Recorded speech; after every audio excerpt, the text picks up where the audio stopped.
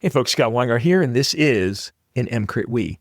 Today on the we have Liz Crowe returning for a second appearance. Her first appearance garnered so much positive feedback from listeners. Everyone loves Liz Crowe, and how could you not? She's brilliant and says such amazing stuff when she comes on.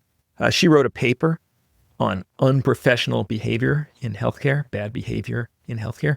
And as soon as I saw it, I'm like, I need to talk to her about this on air. So that's what you're going to hear in just a moment.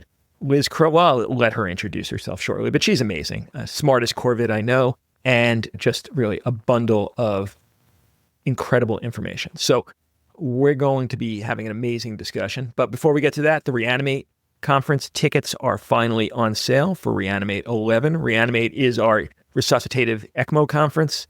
You will go to the conference and you will, as soon as you graduate, because we've had actual graduates that this happened to, you will be able to put a patient on eCPR or resuscitative VA ECMO. We could tell you, you have everything you need because we've had graduates go home the next week and crash a patient onto ECMO for cardiac arrest and have those patients leave the hospital alive with no other training than what they got in the course. So if that's interesting to you, just go to reanimateconference.com, reanimateconference.com, and buy your tickets now because they always sell out. All right, let's get to the amazing Liz Crowe to talk about naughty or nice bad behavior in healthcare. Oh, and quick reminder for paid listeners, and all of you should be an actual paid listener. You just missing out on so much stuff if you're getting the free episode. But if you're a paid listener, there is CME for this episode, even though it is a we, because we didn't have CME last week because our speaker had conflicts of interest. So there is CME for this episode if you want to get it. First question is, as always, who are you and what do you do? And we'll add to that, how does it feel to be loved by everyone who hears you? Okay, I'm not sure that is entirely true. I think I have such a terrible accent that I don't even know how people can tolerate to hear my voice, to be honest. But so I'm Liz Crowe. I was a pediatric social worker in Australia for decades in one of the major children's hospital. Very different from social work, maybe in other parts of the globe. I did very hands-on work like therapy, counseling, guiding, family meetings around death, injury, illness, and bereavement for families who had tragically had something terrible happen to their baby or their child. I did that for a very long time, about 30 years. And then I did a PhD on protective and risk factors for staff around wellbeing. And now I work at a major tertiary hospital, adult hospital in Australia, 0.7, looking after the staff only. I don't see patients anymore. I do see patients, obviously, but I'm not their direct worker. And then I work part-time for the Australian and New Zealand College of Anaesthetics. We've done a big program on how to support a colleague following something distressing and debriefing to learn. And then I work privately, coaching and doing lectures and things around the world. Fantastic. The topic we're going to talk about today is a paper you just published on unprofessional behavior. What was the origin story for this one? Yeah, so I was in America speaking at the World Congress of Pediatric Cardiology and Cardiac Surgery in Washington late last year, and I heard an amazing American nurse called Christine Riley, who was the nurse unit manager for a pediatric intensive care that specialized in cardiology. And she gave this fantastic paper really about what bad behaviors, what are they in a teen? And she spoke about everything from people being rude to mansplaining, men constantly mansplaining women, which lots of men are like, I don't even know what that is. And I have a 20-year-old son who every 6 months finds it very funny to go, Mum, do you know what mansplaining is? Basically, it's when a man talks over the top of a woman and explains something that a woman actually understands because he thinks that's funny. And so she got off stage and I was like, that is like gold. And so she was invited to write a paper and we collaborated around that together. And we ended up writing a paper on unprofessional behaviors and insidious implications for it. And we can link it to the podcast. And it really opened my eyes because what I essentially did was went into the literature and looked for the last 5 years, how many papers have been published around this and what is the literature actually telling us? And it was frightening, like truly frightening. First of all, that we couldn't fit everything into this paper, but One of the first things I learned is there was this whole myth that hurt people hurt. So bullies are people who are deep down injured. And the latest neuroscience around that is no, that's not true. Most bullies do it with real intention. Most bullies are actually extremely intelligent. They're powerful in organizations and they manipulate behavior to get what they want. The next thing that was terrifying to learn is that we're not talking about white males. White males can have unprofessional behavior, but so can every other race, color, faith, shape, size, discipline. That interestingly, when you look into there's an evolution of bad behaviors, is that really, when we look back in time, this was probably what we used to call the alpha male or the alpha person in the tribe who took control of things and manipulated it to control resources. And we're still seeing that to this day. But it happens if we're looking solely at the hospital environment. It could be our patient support staff, our wards people. It could be the food delivery people. It could be nurses, allied health, an administration officer. There are people everywhere who behave poorly. And I guess initially, I think it's important that we talk about people who do this all the time. And then what's the difference between this and people who are just having a bad day? So I want to delve into what you said at the beginning, because when I was reading the paper, I found this so intriguing. Now, there's a classic myth out there that all bullies just have really low self-esteem, and if you just confront them, they're going to change their ways, and it'll be the end of some horrible teen movie where the bully just changes their entire stripes because they were stood up to, and you debunk that. But I think the deeper question, and I'm curious to hear what you say about this, do consistent bullies, consistent perpetrators of unprofessional behavior generally have personality defects? I think there is a suggestion of that.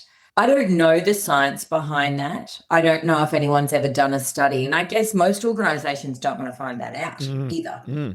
90% of our leaders are psychopaths. Like, what a great finding. Because then you should do something about that if you find that to be true. So I think there is an absolute debunking of that myth that bullies just hurt people deep down that need someone to connect with. No, the science is if I bully and muscle my way around and then I get the roster that I want, only work with the team that I want to, I only get to cherry pick the patients that I have, then people are doing this with intention and they get what they want. And I guess one of the scary things about the paper is it shows that in a hospital context, if you are powerful or you have a skill set that is quite rare, you will get away with whatever you want. It won't matter what the hospital policy is or how many signs saying we have a zero tolerance for whatever. On the whole, these people are very powerful. That's what was really striking about your paper is this was between the lines, but I think this is really the take home is from a rational perspective, if you eliminate empathy, it makes complete sense why people would be engaging in unprofessional behaviors because it works. It actually is a strategy that gets you what you want. It gets you less work. It gets you more preferential situations. So really is the only thing keeping the entire hospital from being unprofessional a just general prevalence of good people for the most part, Liz? What is this the right take home I'm taking from this? Because that's what I saw in this paper is that if we eliminate empathy, everyone who had the potential to get away with it would engage in unprofessional behavior. This is a really interesting point, Scott, because what we're seeing is I'm supposed to be this well-being expert. And what I keep saying to people is stop targeting the individual. This is a systems problem. And I think there is a difference between people who are behaving poorly because they get what they want and they're doing it with intention and they're doing it to be powerful. And I think what we are seeing is some people who are behaving in a way that is against their core values because they're worn out by a system. They can't see any other way out. And I think all of us can behave badly. All of us are capable. One of the things, I guess, from the paper is that an eye roll can be as dangerous for patient safety as sexual harassment. Because if it stops engagement, I go up to ask you a question, I'm concerned about my patient, you're the lead in the emergency department, you've just come around, you've just rounded, but I really feel this patient is going on. Can I come up to speak to you?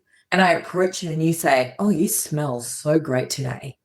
I'm not thinking about my patient. I'm like thinking, you are a creep. This is a creepy thing to say to me. Am I at risk? Are you listening to me? Are you looking at my ass? I'm not thinking about my patient. I want to get away from you and I don't want to come back. Equally, if I come up and I'm like, "Oh, Scott, I know you were just rounding, but I've got this terrible feeling about this patient." And you say, "Oh," you roll your eyes at me. Like, "I was just there. How about you do some obs? How about you?" I'm not thinking about my patient. I want to get away from you because I've been embarrassed. I've been shamed. And so this is where it all gets tricky, right? There are people who consistently behave badly, and there are people who, I guess, at times doing their own thing because of fatigue, their own thing. But those people feel bad about it. Those people are getting ground down by their own behaviors because this is, "Oh my God, this is not who I am. This is not who I want to be." And we can also be like that even as parents or as partners. Any parent who's been up with a crying kid or had a long weekend where it's raining and you're stuck inside, you can behave badly because you're just tired. You're just like, "Can't you go to sleep? Can't you just go away for a little bit?" And we can be like that within the team. But the problem is you have to be self-aware because our staffing is getting so critical now. Having good colleagues is becoming a rare and precious resource. We can't afford it because people can literally get a job anywhere now, globally. What was striking from the paper was something you just mentioned. And let's really just pare this down to the barest behavior pattern. So you come up to me because you have a concern about a patient, and for whatever reason, I just subtly, a micro expression, roll my eyes. Now that is, by your paper, unprofessional behavior. I don't say anything further. I don't like grab my forehead. I don't say, "Oh, Liz again." All I do is roll my eyes. That might have an untoward effect that has a follow through for the rest of that shift. That person may go away saying, "Oh man, I was just really put down in front of everyone. They saw him roll his eyes at me." But yet, if you confronted that person, they'd say, "I didn't do anything. I didn't say a word." I didn't do anything. And they might not have even known they had that micro expression for a sec. So, Liz, at that level, I think your paper says pretty definitively it could have negative effects. But how do we police something like that, Liz? So I guess the thing is that don't police it. You know what I mean? Let's just recognize we're a system under pressure. So your potential to eye roll or to be sharp, it's a real possibility. But if we could start every day with an intention to brief or to huddle the team to say, "You know what? We've got 10 ambulances ramped outside. We've got patients everywhere. So let's just acknowledge we're not going to clear the waiting room this shift. So how are we going to make sure everyone who gets in front of us has a good experience? How are we going to back each other up today? How are we going to make sure that we have toilet breaks? What are we going to do if we recognize what's your cranky face? Do you actually know what your cranky face is? Because some of us don't know what our cranky face is.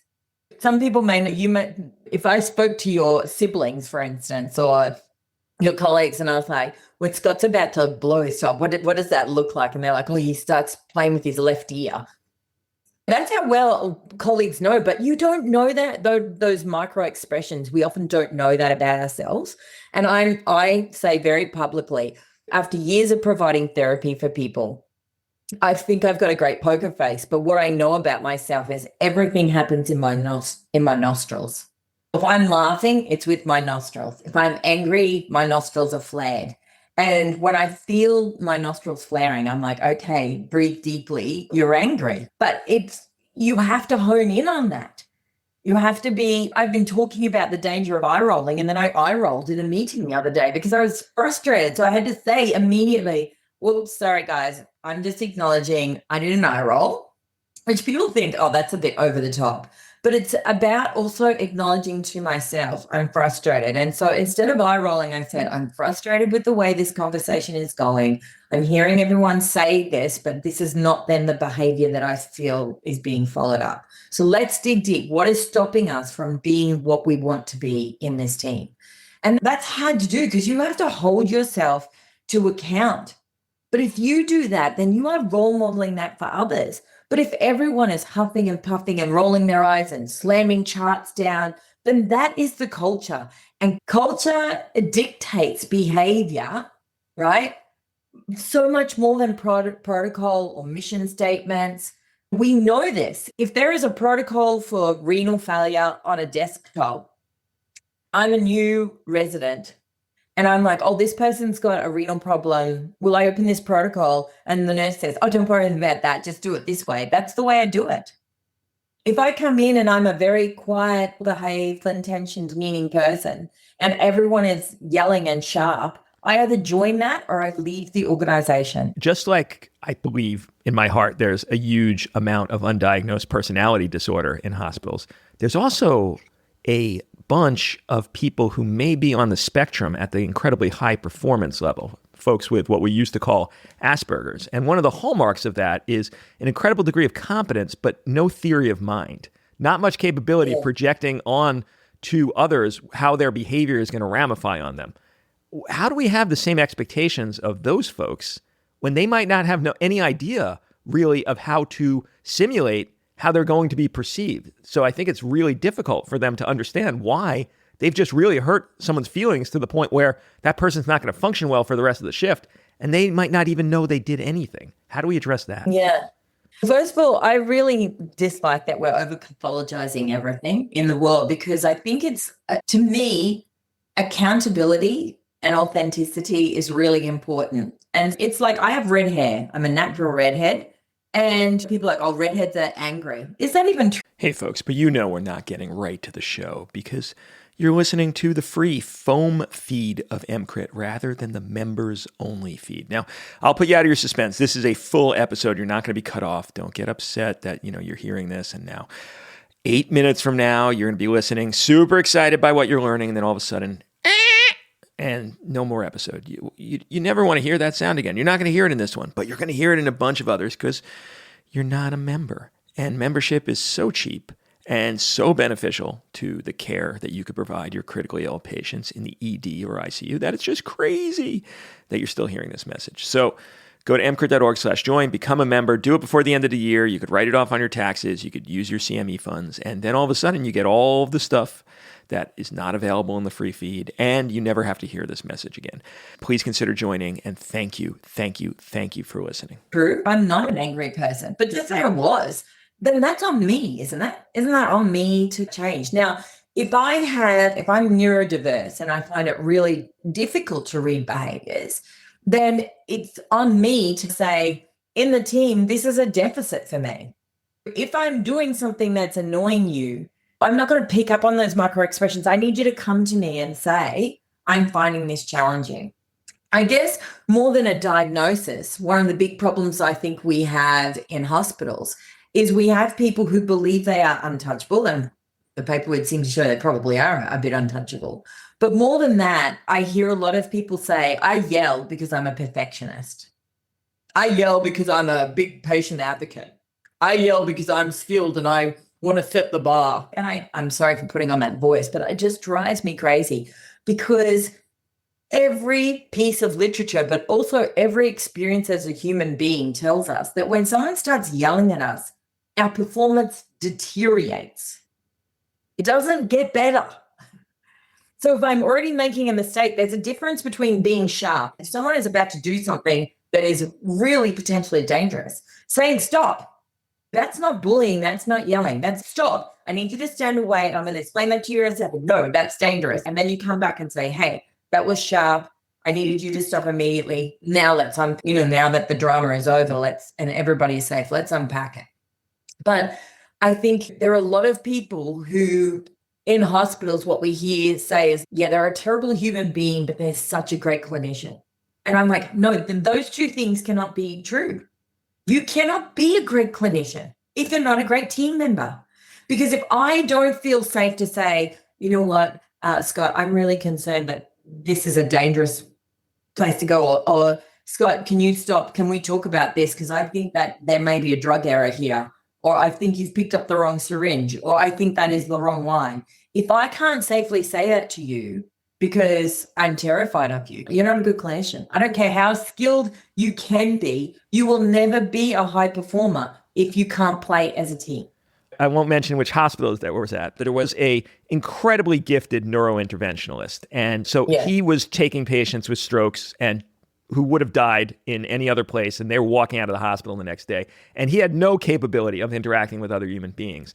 And the hospital just wound up hiring a nurse practitioner to be the communicator. And you just knew, you'd just never call him. You'd just call the NP, and she would go and tell him there was a consult, and and it was a perfect solution.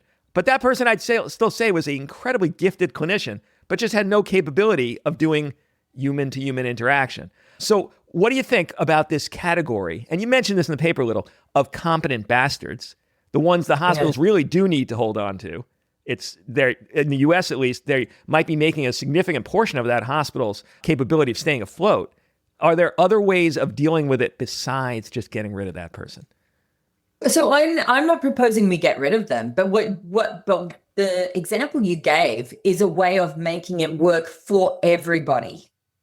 Saying, okay, this person is so gifted and talented in this very small but important part that can change lives, but let's make sure they never communicate and they don't have to be part of a team. So that actually works, right? But I think what we often see is people say, this person is incredibly gifted and talented, and they're not only saving lives, they're bringing in all this revenue. But for most organizations, if you look at America, they will also be costing as much as they're giving, because you are hemorrhaging staff. No one can work with them. Or worse, people are seeking compensation for psychological damage for being targeted and bullied by someone. And again, in the example you gave, that's great. It's, you know what? That is not your skill sets. We're taking you off. You don't speak to the families. Don't speak to the team. We are going to hire someone, and we're going to tell them their sole job is to make sure no one has a human interaction with you. I think that's brilliant, but that is naming the problem and then doing something that works. Hopefully that works for the nurse practitioner, but works for everybody else. And so I think that's great. If you've got someone who needs that, but often what happens is we just burn through a number of people as they stand behind a sign that says we have zero tolerance, except for when it comes to person A, person B, person C, person D, person E. And so then people go, well, why should I behave? Why should I behave? This person never behaves. Why should I come in on time? Why should I be kind to the patient? And there is an emotional contagion to behavior. An emotional contagion. You look at high-functioning teams. They say hello to each other. They know about each other. They can read each other's expressions. They can preempt things because they are connected. In teams that there's no connection, you will never be as great as you could be. And if you look at it like the All Blacks is a rugby union team, okay, so that won't make a lot of connections, but it doesn't matter what the sport is. They have a no dickhead rule. You try to score a try by running on your own without passing the ball, they bench you. They don't care how good you are, because no one, doesn't matter what sport or what profession, you will never be an excellent team unless you can work together. And that's the same for us. Liz, what wasn't mentioned in your paper or any of the literature I've seen, but I have a pet theory on this, and I'm curious to hear what you think about it. There's a book called Impro, which was all about improvisation. And from that book, a concept of perceived status mismatch came to my mind. And this, once I started seeing things through that lens, it really explained a lot of the nidus of unprofessional behavior in my interactions. And so what I mean by that term is you have a person whose perception of their status is higher than the person they're dealing with. A perfect example for me is a surgical resident will come down. Now, my perception of status at that point is I'm a consultant, an attending physician. They're a registrar, a resident, and I'm not going to treat them unkindly, but there's a status difference. They're really supposed to be respectful to consultants or attendings. But their perception of status is that they're surgery and we're emergency medicine. So we're toddlers, and they basically are God's gift to the universe, even though they're still in training. And that creates an incredible amount of friction, because I have the perception that there's going to be, and I'm not looking for deference. I just want peerage. I just want to be on equal footing in a conversation with them. Yeah. But And I see this happen all the time. I see surgical consultants talking to internal medicine consultants, and the internal medicine consultant, I think, rightfully feels we're peers and should be having that level of peer interaction. But the surgical consultants, again, perceive their status to be higher than the internal medicine and therefore expect deference from them. What do you think of this as a theory for some of the origins of unprofessional behavior? So that's all cultural, right? Like where there's hierarchies everywhere, and that continues in health. Oh, geriatrics isn't a very good profession. The whole world is about to be elderly. So if we don't have good geriatricians, our parents are in trouble, and then we're going to one day be in trouble. So I guess this is what we should be connecting first, leading, and acting second. And so I think what happens is so much of what we do at health is still transactional rather than what's the goal here? Because if it doesn't matter what specialty I'm from, if I'm coming into the emergency department with an intention to do right by the patient, then I should come down with a sense of curiosity and all the rest of it. And I think this whole thing of status, it's interesting, isn't it? Because on one hand, we all want to be respected. But on the other hand, while we keep status, then where did the nurse fit in against all the doctors? What about a nurse who's got enormous amount of experience, skill, talent, but has opted never to be a manager, never to be a nurse practitioner because they didn't want to or couldn't afford to do additional study, but maybe is the most talented person in the room. I always say there's nothing more dangerous in the team than someone who believes they're the smartest in the room. Nothing more dangerous, because if I walk in and think I'm the smartest person in this room, then I have got a cognitive bias that will make me less likely to, more dangerous to make a mistake and not be able to hear that I could be wrong, more easy to be anchored onto a diagnosis or an intervention without thinking more broadly. It's an interesting thing to think about. I think it happens all the time. And status it's a natural part of life. People walk into a room and whether they're conscious or not, where do I fit here? Who should I sit with? Who do I stand with? Where is my level of safety? Our brains do this. It's in the tea room. I walk into the tea room, like, where do I want to sit? Where is my point of safety? That is normal. But it's interesting that we would want to even still be thinking about, where am I in this, rather than where is the patient in this, the patient's need in this.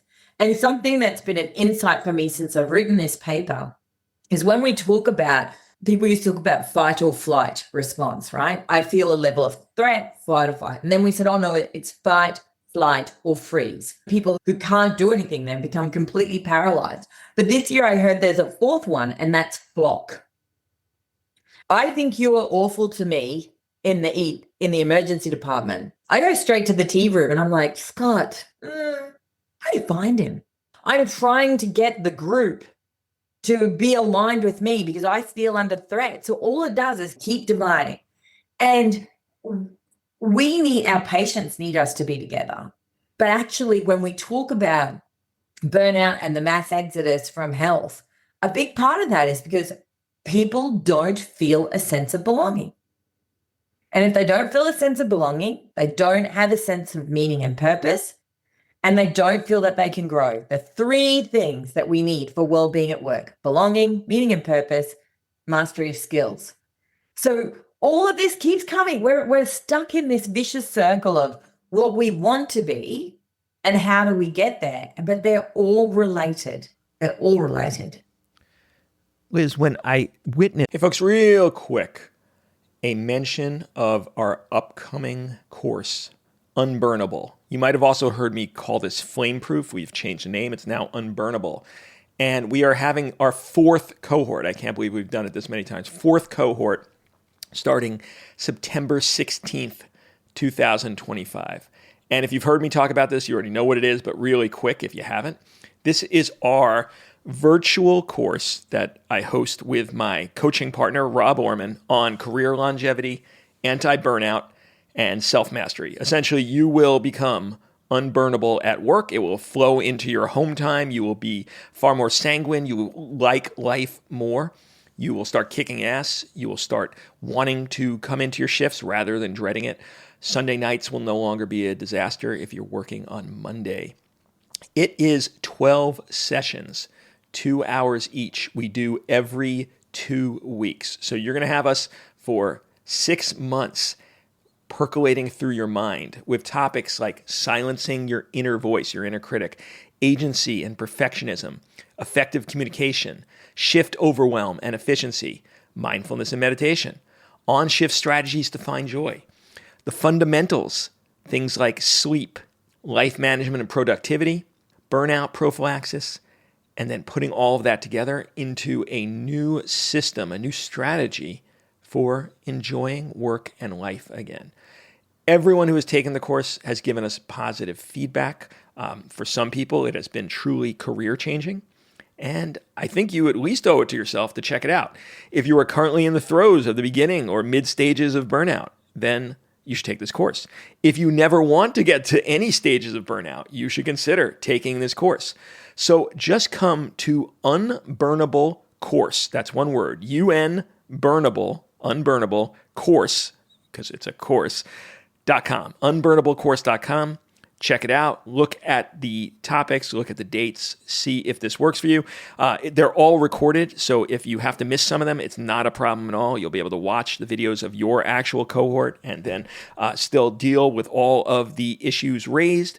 There is a community that goes along with it. It's just friggin' fantastic. So if this interests you, come to unburnablecourse.com. All right, let's get to the show. This is unprofessional behavior. My inclination is always to directly talk it out with the person involved. That rarely goes well. And I would happily attribute that to my poor communication skills, but I tried over the past 2 decades to master a means of conflict communication that is as safe as possible for both of us, and it still doesn't go well. And the way that the hospital would like it to happen and the way that just is easiest, but I just find to be deplorable, is the passive-aggressive approach of mentioning it to their superiors or someone else in the hospital hierarchy, which just seems horrible. But I find the same people who perpetrate unprofessional behavior are the exact ones least likely to listen to a expression of how their behavior leads other people to feel. What's been your take on this? So this is tricky, right? Because we've got to address this, but we have to recognize, first of all, what is my point of power in all of that? If I'm a new graduate nurse and the consultant's misbehaving, the chances of me go up and saying to the consultant, I find your behavior unhelpful, whatever, is 0 to none. There's a huge power differential. And we also only have so much energy at work, and we want to employ that energy into the things that are going to maximize the patient experience and my own experience. So I think it's always a judgment call, but I think in the paper we were talking about, instead of being a bystander, how can you be an upstander? How can you be an ally?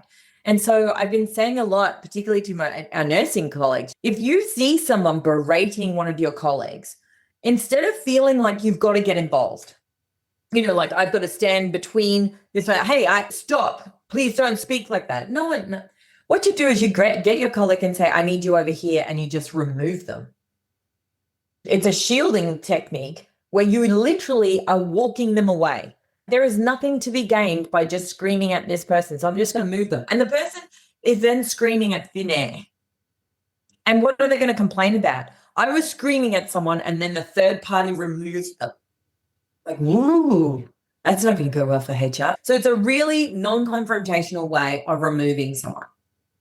My other thing to do is, my favorite word is intention. If someone's yelling at me, which still happens on a regular basis, and I'm like, so what's your intention of speaking to me in this way? And that's hard to do. But it normally, for most people, it stops them dead in their tracks, because what are they going to say? My intention is to tell you what a stupid idiot you are. Okay, so that's landing for me right now. I do feel like a stupid idiot. And now what do you want me to do? Because I'm not better.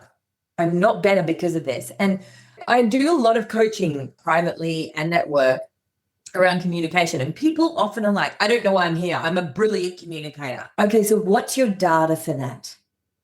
I just am a brilliant communicator. I can hear that you think you're a brilliant communicator, but what's your data? Like, how do you know that to be true? I communicate effectively to this point. So what's your data? What would your family and friends say about your communication style? How often do your colleagues just come up, ask you questions? They know I'm busy. I know lots of busy people, but if I still had a really important question, I would approach them because I feel safe. So it's hard because people want to believe that they're doing the right thing. And I think most people do hope that they're doing the right thing. But if the right thing is providing the best possible care that we possibly can for our patients, then we can only do that as a multidisciplinary team. We can only do that if we're talking to our surgical colleagues, our renal colleagues, our internal medicine, our geriatrician. That's the only way we can do it. Then how do you come across, and what are those micro expressions that could potentially put people off?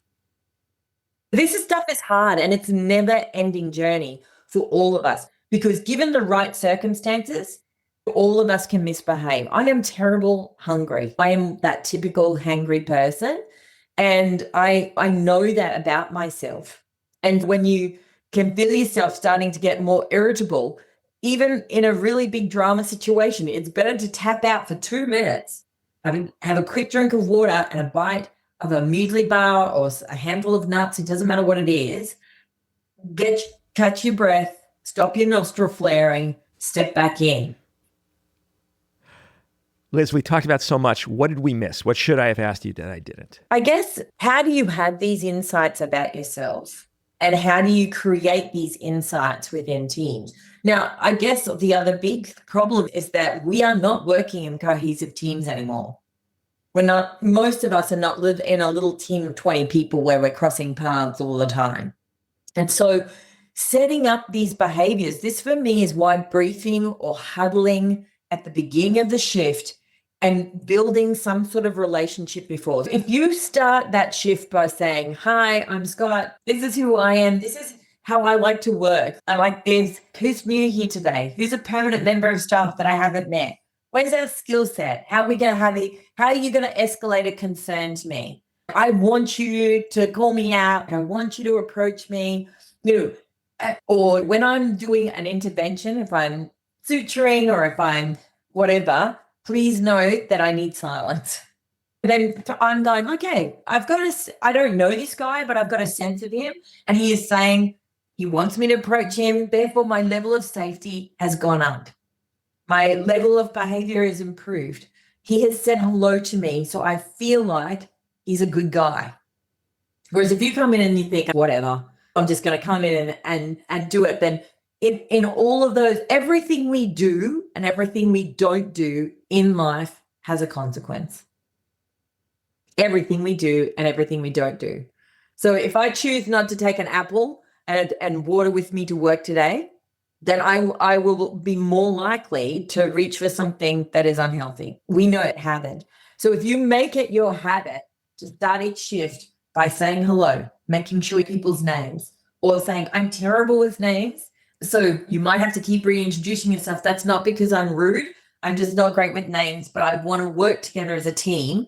Then all of your team's safety level goes up. The chances of them asking you questions goes up. The chances of us having a great time, learning, having a bit of fun on the shift, it all goes up, which all keeps our patients so much safer, and all means that we look forward to the next time you come on. I love it.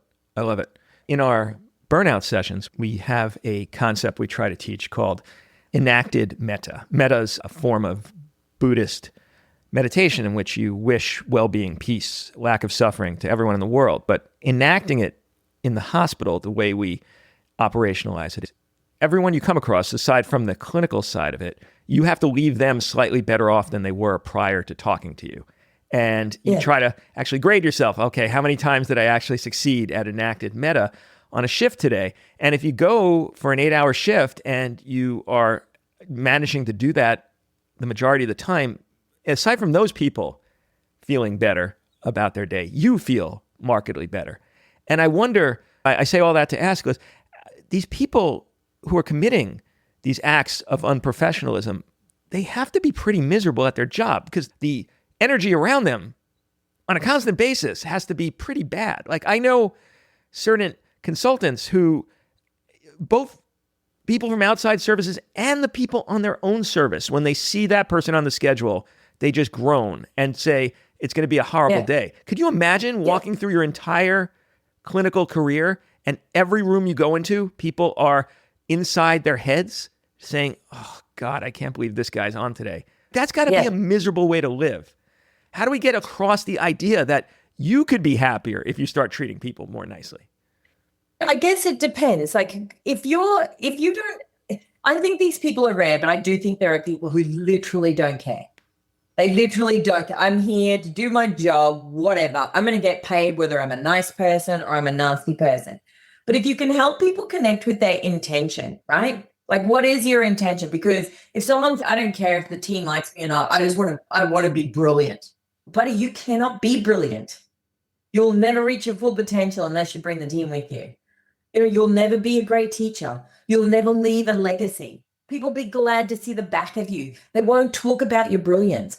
So I think one of the problems is that we hope that people have these insights for themselves, but actually introspection is not self-awareness. That's just you lying in bed at night, assuming things, right? Oh, I was great today.